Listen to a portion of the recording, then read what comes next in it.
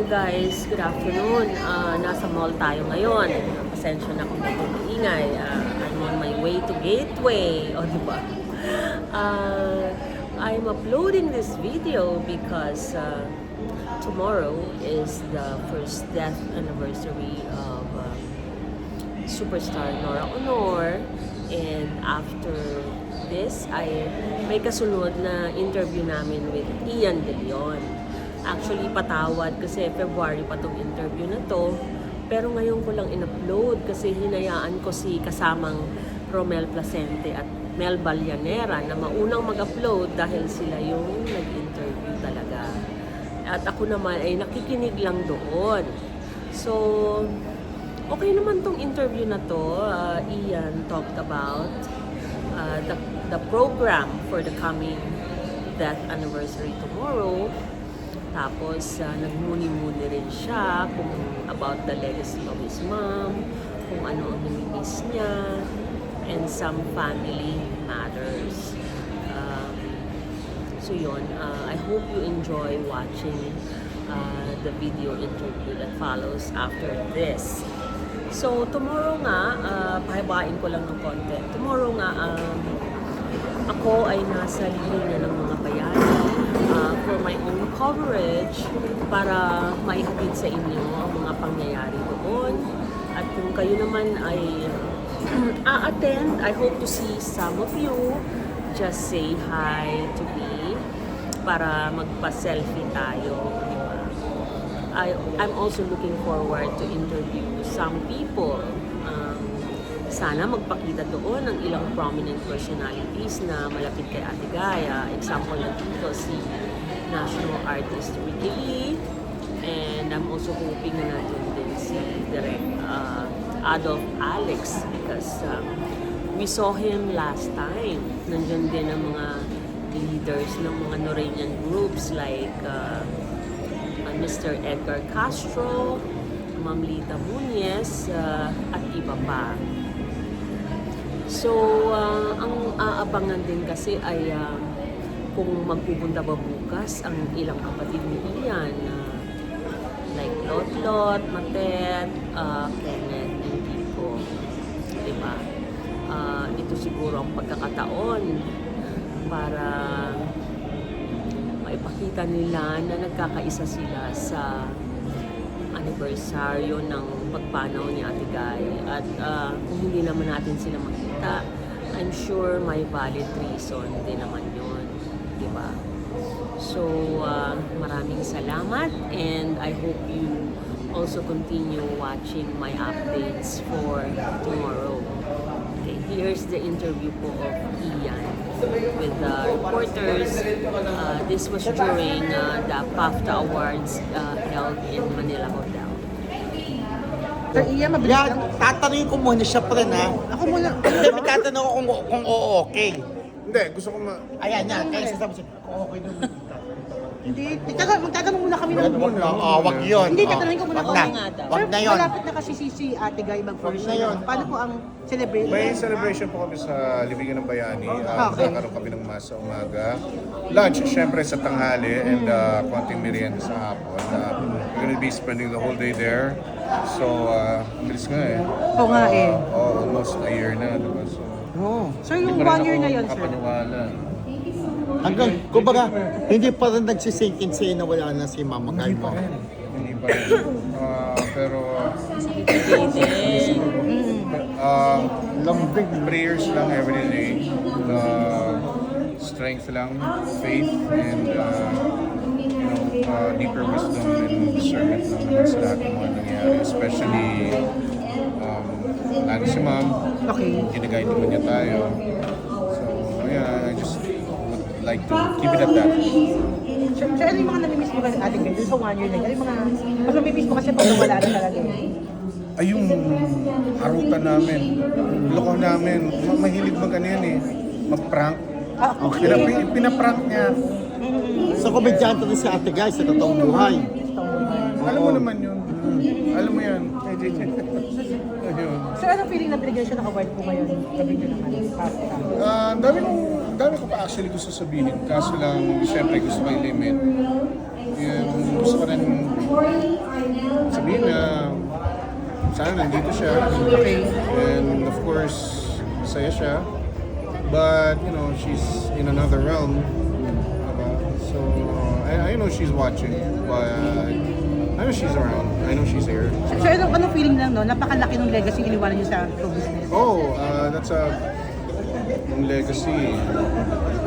Kailangan natin ipagpatuloy yan sa tulong ng mga nagmamahal sa kanya. Siyempre, hindi natin kaya gawin ng tayo lang. So, kailangan natin na suporta ng mga taong nagmamahal sa kanya. And of course, a lot of prayers, a lot of devotion. And gusto natin i-continue yung kanyang inspiration sa mga tao, sa legacy. And syempre, from rags to riches, alam natin. And sa panahon ngayon, kailangan tularan yung ehemplo niya dahil kinayod niya talaga yun. Hindi siya naging superstar, hindi siya naging national artist ng ganun-ganun lang. Oh, yes. Binigay niya yung buong buhay niya, binigay niya yung buong puso niya sa mga taong nagmamahal sa kanya. Binabalik lang niya yun. Iba kasi yung pagmamahal niya, iba yung puso niya. Totoo eh.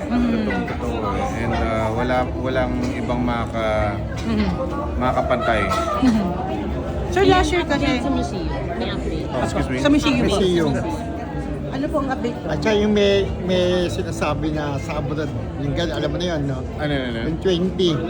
Ang 20. $20,000 na gano'n na nagbigay. Dito yun. Ayan. Dito yun. Alam mo naman eh, pag mainit yung issue, kakaroon ng mga haka-haka. Yung sa museum, confidential muna. I'd rather keep it under wraps. No information muna. Pero sa question lang, kasi last year, parang nagpanawagan ka dun sa mga taong gumagawa ng donation. Tuloy pa po ba yung gumagawa ng gano'n? O naging surprise pa sila? Yung mga donation po ate, ginagamit si Ate Guy for donation. Yeah, that's why we established the Nora Honor Enterprise and the Nora Honor Foundation. Okay, doon na It's lang. because to establish order and Okay. structure para hindi nagkakagulo. Diba, kailangan natin magkaroon ng authority over the projects, Right. over the plans of the people that, you know, wish to celebrate her legacy. Diba, hindi pwedeng bara-bara, diba? We need to have discipline, we need to have order on Okay. everything. Kakasama-sama naman tayo lahat eh. So why not keep it in order? Why not do it right? Diba? We have to do this na magkakasama-sama. Okay. Walang sama ng loob, walang siraan. Just do it the right way, do it the legal way. Sir, question na lang. Ano, yung po bang gagawin niyo sa first year anniversary po ng death anniversary niya? Open po ba sa lahat? Sa Yes, press definitely. and sa mga fans? Definitely. So, anong mga activities sa... Just simple activity. We're just gonna... I don't wanna call it celebration kasi it's my mom's first death Death anniversary. anniversary. I would like to call it parang reunion with her since she's been away for almost a year. Reunion with the family and yung mga nagmamahal sa kanya. And of course, we would like to keep her spirit alive, keep her essence and yung presence alive in our hearts. That's why we have to do this. Diba? So, yun lang, konting salo-salo lang. Misa sa umaga. Siyempre, tanghali, lunch. Yeah, right. And yes, libingan ng bayani. Sir, ano lang reaction niyo dun sa mga fans hanggang ngayon? Patuloy na nagmamahal, sumusuporta pa rin talaga kaya hindi nakakalimot.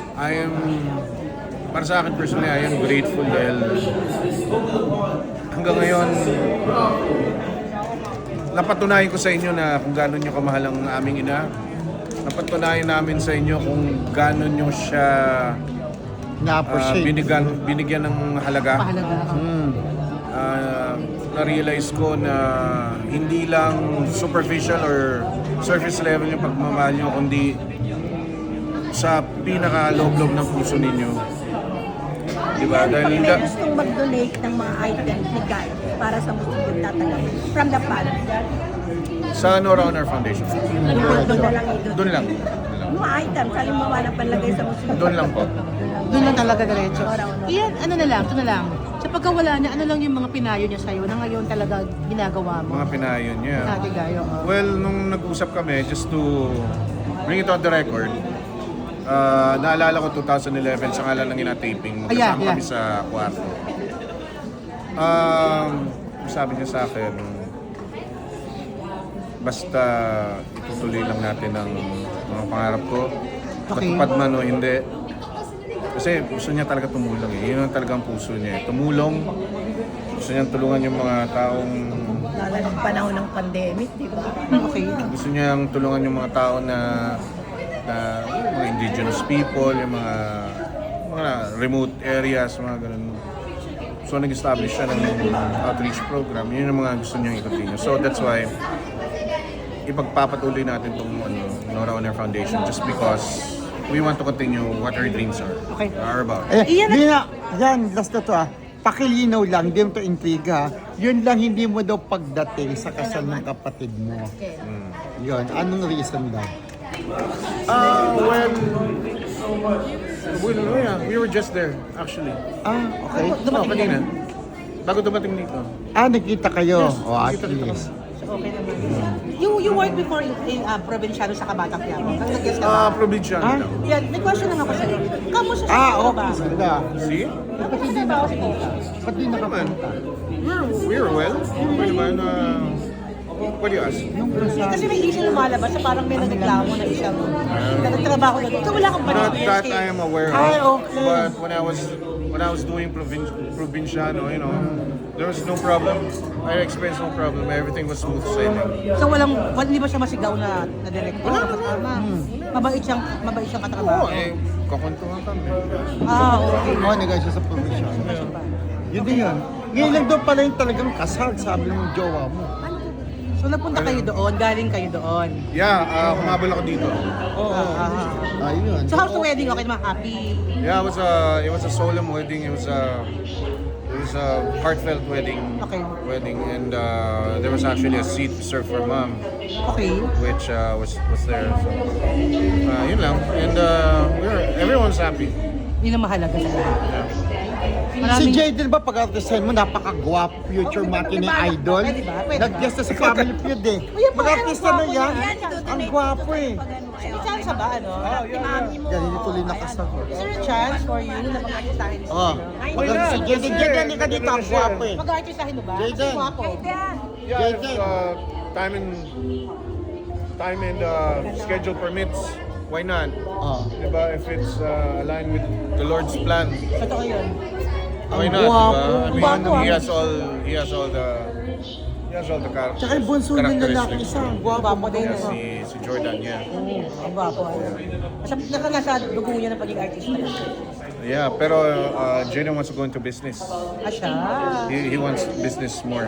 Bata pa lang pero nakikita mo na. Yeah. O yan pa ba? Maraming salamat sa Ano daw? Thank you. Showbiz Police first anniversary.